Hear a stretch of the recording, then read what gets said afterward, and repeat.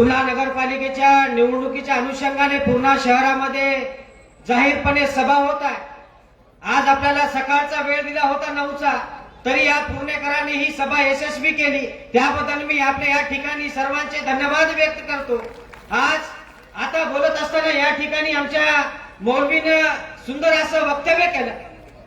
आज या परभणी जिल्ह्यामध्ये तुम्हाला माहिती असेल की मुस्लिम समाजाच्या तरुणावर गुन्हे दाखल करण्याचं षडयंत्र या ठिकाणच्या मनुवादी सरकारने केलं होतं।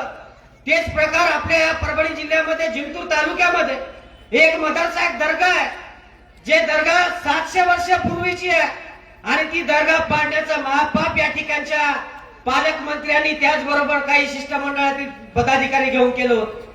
ती दर्गा वाचवण्याचं काम या ठिकाणी वंचित बहुजन आघाडीकडून केलं, हे मला या ठिकाणी मुस्लिम समाजाला सांगू इच्छितो। त्याचबरोबर परभणीमध्ये एक नागोबा मंदिराचं दैवस्थान आहे, ज्या मुस्लिम समाजाच्या प्रॉपर्टीवरती ते दैवस्थान उभं केलं।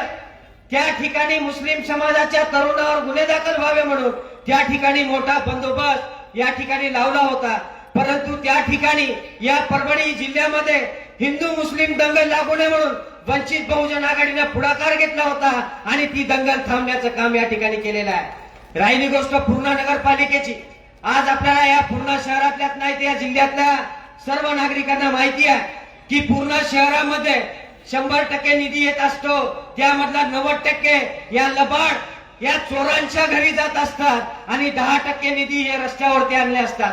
मला या ठिकाणी मतदार बंधू आणि भगिनीला विनंती करायची आहे की आदरणीय बाळासाहेब आंबेडकरांच्या नेतृत्वामध्ये पूर्णा शहरामध्ये या ठिकाणी वंचित बहुजन आघाडीच्या वतीने प्रभाग क्रमांक 4, प्रभाग क्रमांक 5, प्रभाग क्रमांक 9, प्रभाग क्रमांक 10 आणि प्रभाग क्रमांक 11 मध्ये वंचित बहुजन आघाडीचे उमेदवार आहेत।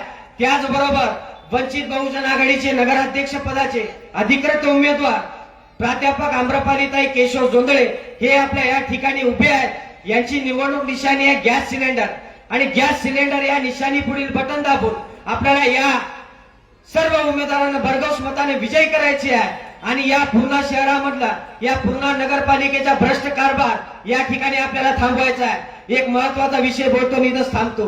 पूर्णा शहरामध्ये गव्हर्नमेंटची एक प्रॉपर्टी आहे, सगळ्यांना माहिती असेल, अभिनव शाळेच्या पाठीमागचे जवळपास 3-3.5 एकरची प्रॉपर्टी आहे। या ठिकाणच्या मुख्याधिकाऱ्याला, या ठिकाणच्या गुट्टे साहेबाला हाताशी धरून काही प्रस्थापित लोकांनी ती प्रॉपर्टी या ठिकाणी विकण्याचा महापाप केलेला आहे।